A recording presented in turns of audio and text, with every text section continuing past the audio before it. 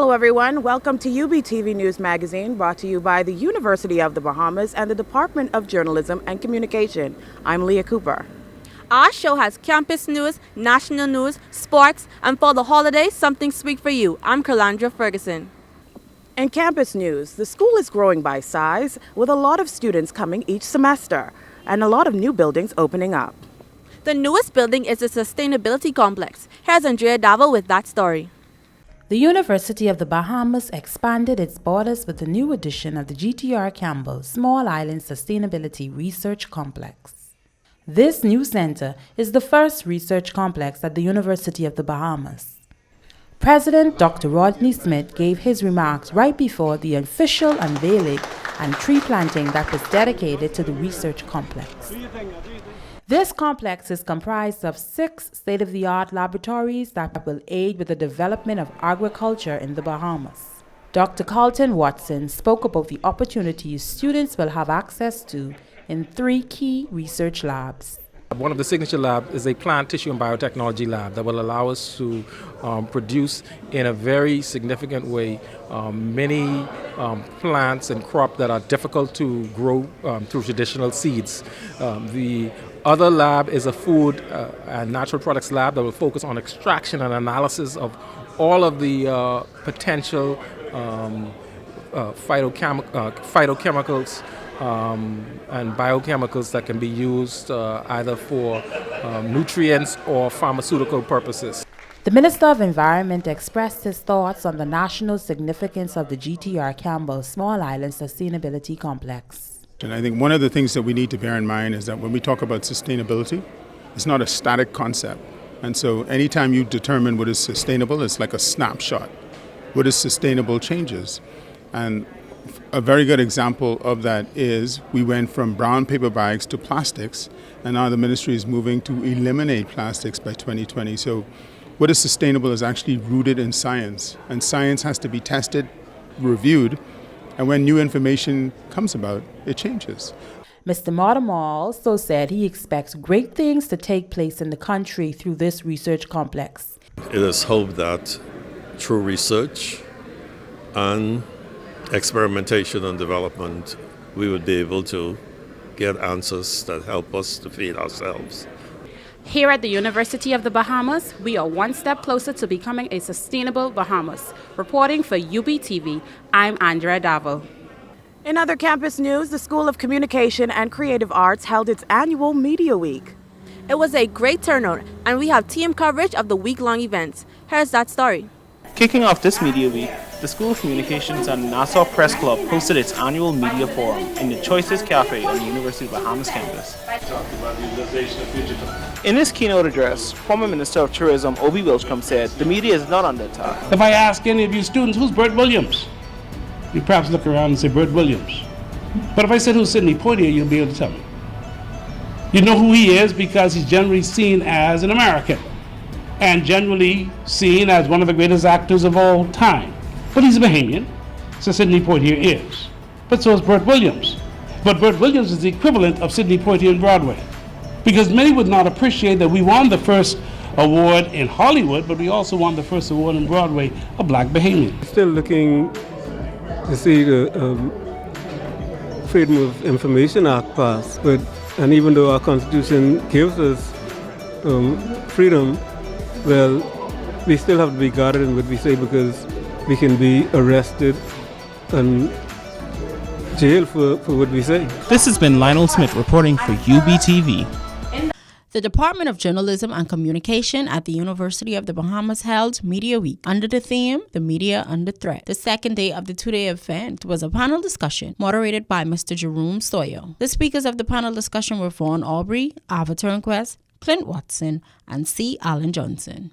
This profession, in my view, is not under threat as much as we who are in it are threatening the respectability of the profession. When you remain true to your craft, when you remain true to what it is that you have been called to do, because if you're not called to do this, you won't last in it. With the theme being the media under threat, one of the speakers had this to say. I think what's actually under threat are oppressive systems, and that's something that we see the world over. And so when systems are under threat, just the status quo is under threat right now. Things are changing. Social media is accelerating that change. It was an informative event for journalists and the audience at large who attended. Hopefully, the Department of Journalism and Communication continues to have events like this for the students.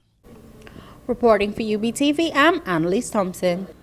Also in campus news, there was a big party for homecoming with a pep rally, basketball game, and much more. And everyone showed out by the numbers in support of the school. Here's Jayandra Johnson with that story. The students came out in full force to support the UB Mingos men's basketball team at the 2018 Homecoming Pep Rally. At the rally, students had the chance to play games, socialize, and purchase UB paraphernalia before the big unveiling of the UB men's basketball team and the official naming of the UB mascot. What are your expectations for today and the rest of the week? So for today, we just want students to come out, have a good time, and more than anything, we want them to meet our Mingos men's basketball team. As the captain, how have you prepared the team? Just leading them on the court every morning practice. How do you keep them motivated? By keeping them motivated, just, talking to them every day.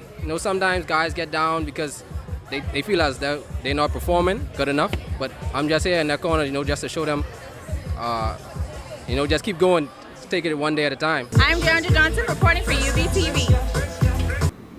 In sports news, the UB Mingos basketball team played against a U.S. Virgin Islands team. The school came out in force to show their support for the team. Our reporter Italia Clark was there courtside for the game. The U.S. Virgin Islands took the first win against the UB Mingos during the 2018 Homecoming basketball tournament at the Kendall Jill Isaacs Gym. The game tipped off with the Mingos full of energy and giving the U.S. Virgin Islands team a run for their money. At halftime, the team manager still had faith that the Mingos would come out with the win. Well, thus far our team is in a really good position. We made one or two errors, but we're right where we need to be. We could be better, and we're going to be better in the second half. So look out for some good basketball in the third quarter. During the third and fourth quarter, UVI started to pull away to secure the victory. Head coach of UVI said they were caught off guard, but made necessary adjustments. Well, we're just trying to figure out, how to handle his different schemes. He has a lot of different defensive schemes, and so we had to be kind of careful early on in the game. But I think the second half, we kind of figured out what he wanted to do, and we made some adjustments, and we were able to pull away with the win. We spoke to the lead scorer on tonight's game. Hey, man, I'm just playing off my team. My team feed me the ball, so I score. Yeah. That's just what we do. Yeah. We a family. In the end, the Mingos hope to regain and refocus their strategy for Game 2 against UVI.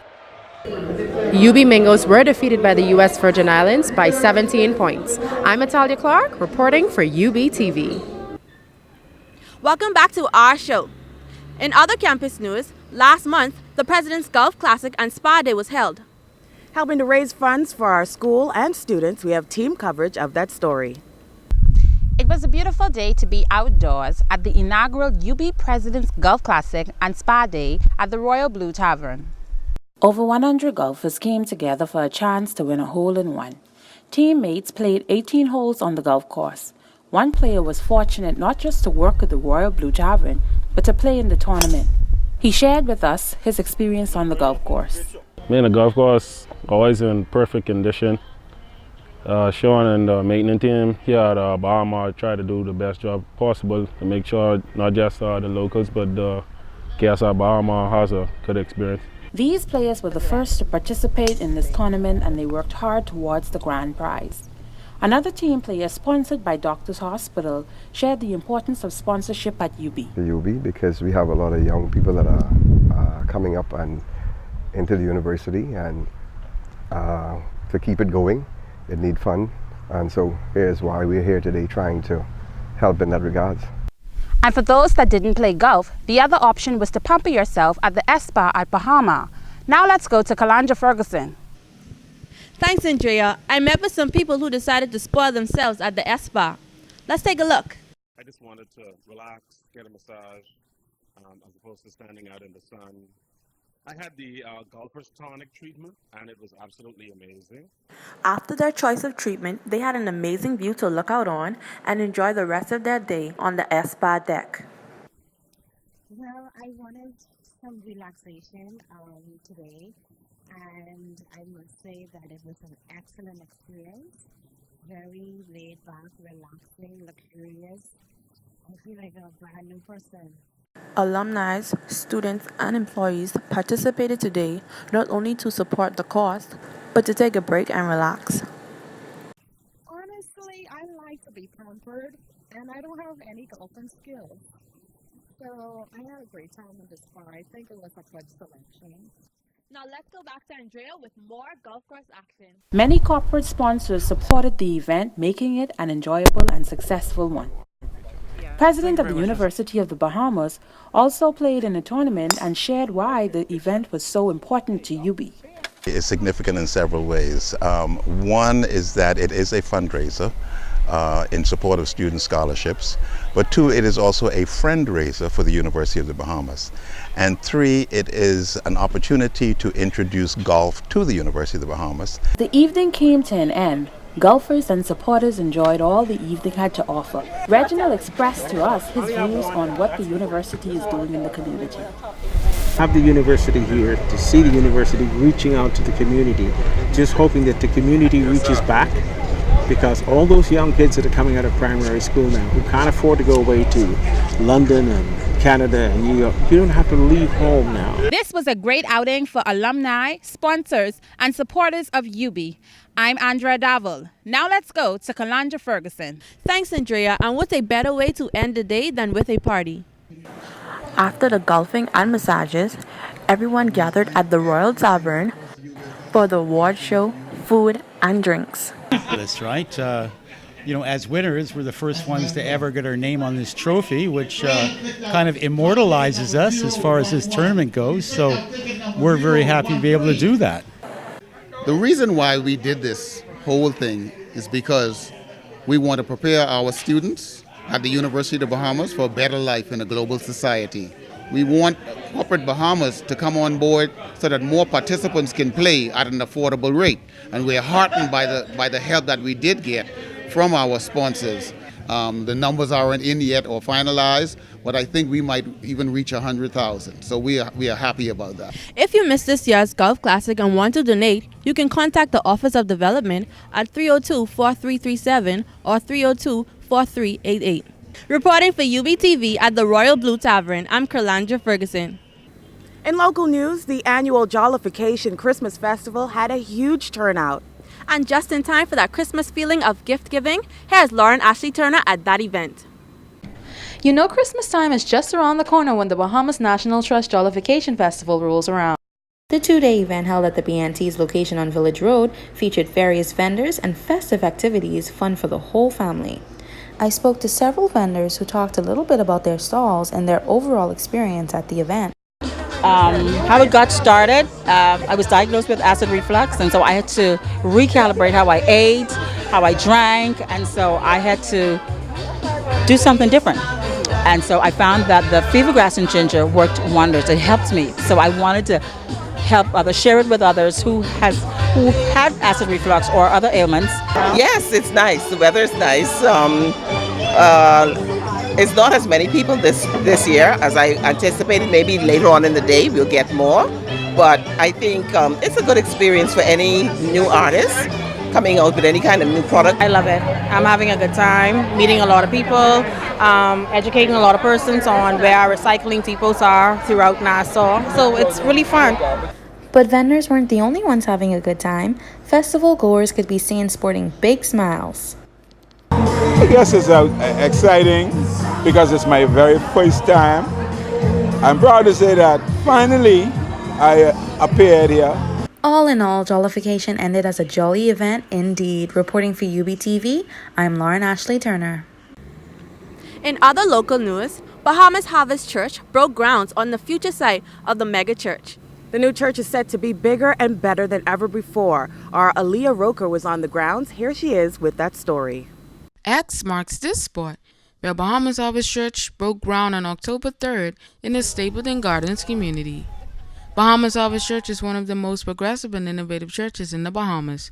The Harvest expanded from one location on Prince Charles Drive to an additional location in the former R&D Plaza on JFK Drive. The church came a long way from utilizing a movie theater as a place of worship to a newly revamped facility. Bahamas Harvest Church is now in the process of building one of the most superlative ecclesias the Bahamas has ever seen. The groundbreaking was a joyous occasion for the flocks of people who came out to support. We spoke with a member and an employee who was a part of the groundbreaking ceremony.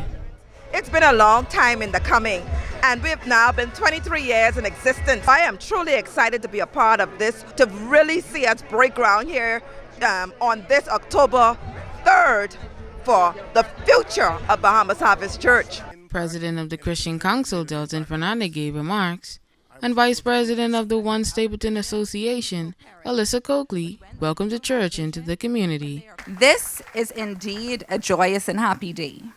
The prayers and thoughts of Stapleton Gardens residents are filled with anticipation as we look forward to the completion of Bahamas Harvest's new campus. Pastor Mario Moxie expressed that this is a step that the church needs to move forward.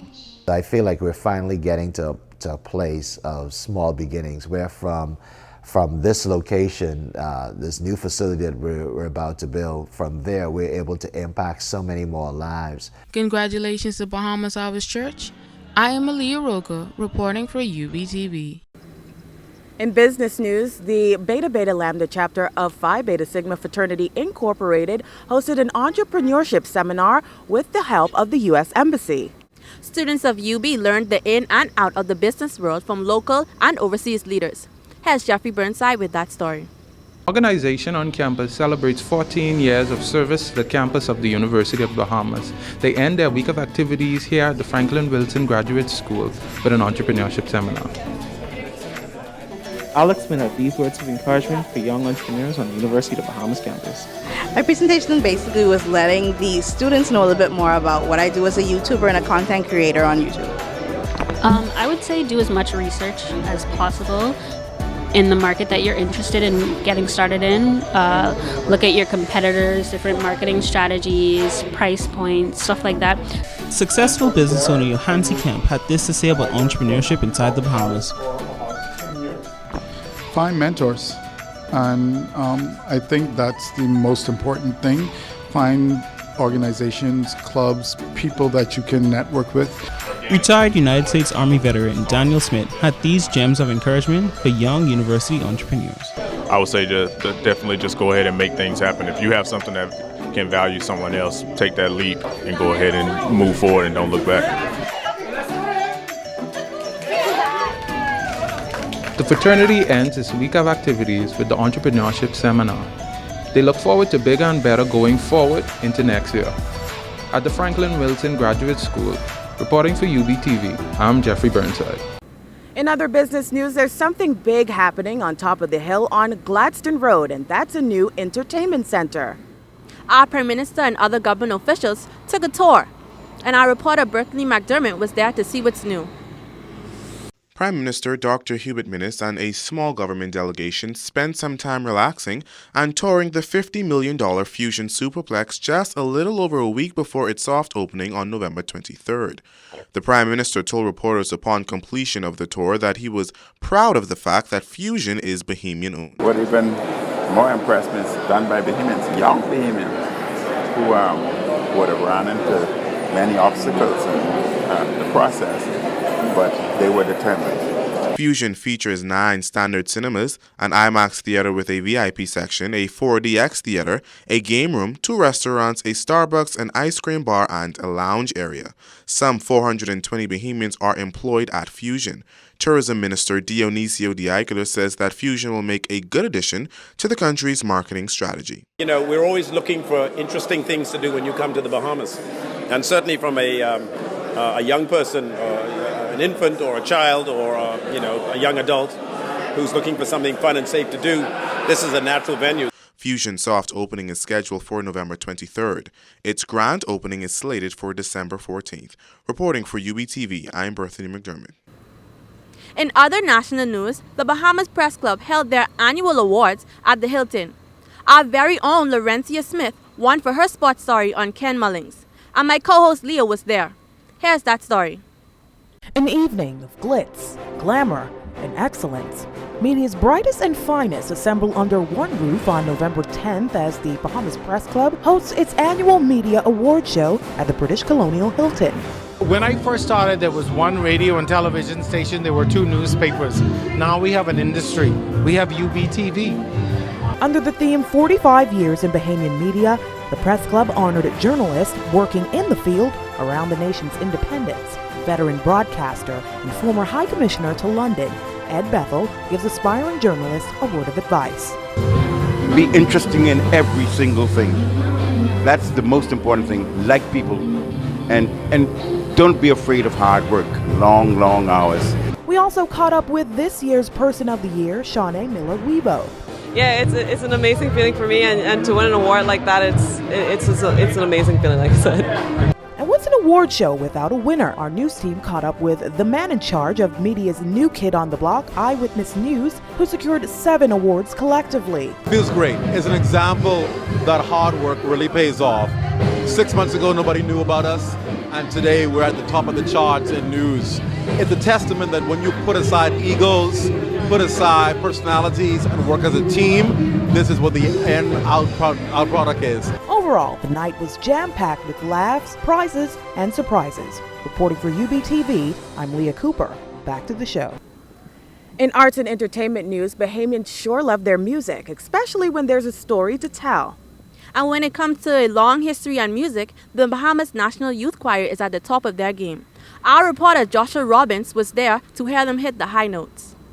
The Bahamas National Youth Choir sings in over 25 different languages and travels around the world being brand ambassadors for their country. With the spirit of Christmas right around the corner, let's take a look at how this choir gets back to their community musically. Choir director Dexter Fernando explains why he's excited about the upcoming Christmas season. This is our 10th annual Christmas concert. It's going to be at the wonderful Trinity Methodist downtown.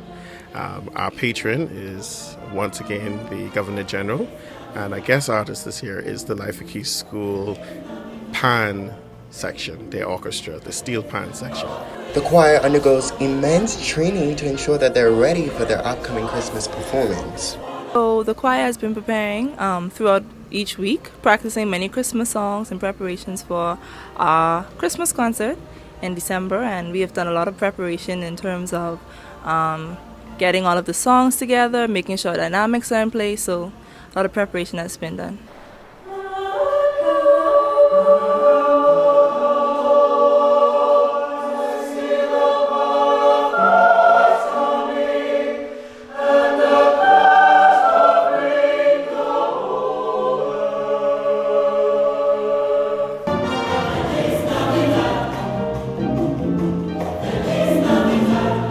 The choir does not only help with vocal development, but it also helps with self-development. The Bahamas National Youth Choir has really broke me out of my shyness. I used to be really afraid to perform anywhere, no matter if it was at school, in church, my friends, my family. Persons love the spirit of Christmas, and we get to share that joy with persons in the community. The choir's concert is slated for December 18th at Trinity Methodist Church. For more information, follow the Bahamas National Youth Choir on Facebook and Instagram. I'm Joshua Robbins reporting for UBTV. It's a holiday, and that means lots of good food to share with family and friends. And my best part of the Christmas dinner is the dessert. And my co-host Leah has something cooking in the kitchen. We here at UBTV love the holidays. There's the cooler weather, Christmas carols, and of course the food. Today we have with us Chef Desmond Keefe. He's the Executive Director of Culinary Arts and Tourism Studies here at the university.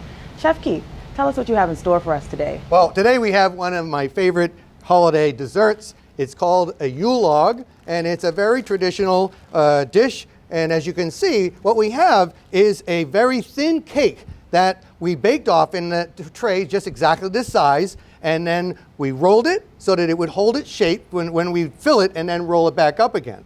One of the things that I love about this particular dessert is that it combines two of my favorite things, which are chocolate and coffee, because what I've done is I've made a mocha cream that I'm filling it with right now. And so as you can see, we're trying to do right about to a half an inch of the edge of the cake.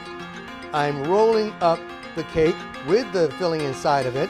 And what the beauty of this is, of course, it's going to have a beautiful spiral that when you slice, you'll be able to see. And then our next step is to cover it with the mocha frosting, which of course has all that wonderful chocolate in it. Now, you did say that this has several names. This dish has several names. That's Could true. you share that with us? Yes, yes. Well, the other name that is very popularly called is the Bûche de Noël, and that has a Scandinavian connotation to it. But it is the same, it's just a different name. And it also can be called a Swiss roll. And it's up to you if you want to cover the ends. I like to leave the ends uncovered so that you can see the spiral. Take the fork, and we just go along the edges like that. And we make, as you can see, we just kind of drag it along. And I'm going to let you go ahead and do the same thing, lightly. All right, so then as you can see, it gives you that kind of a texture of the bark of a tree. And that's what you try to do to make it look pretty. So what I've done is I've just taken a sifter, and we'll just put a little bit on, like so. And it looks like it's got a little snow on there, right? Looks like Christmas. That's right. And so this is a variation on the same dish. If you'll notice, what I did this time is I cut off the end on an angle and then placed it here, so now it looks like the branch of a tree sticking out to the end. And there we go. You can see the nice spiral right there.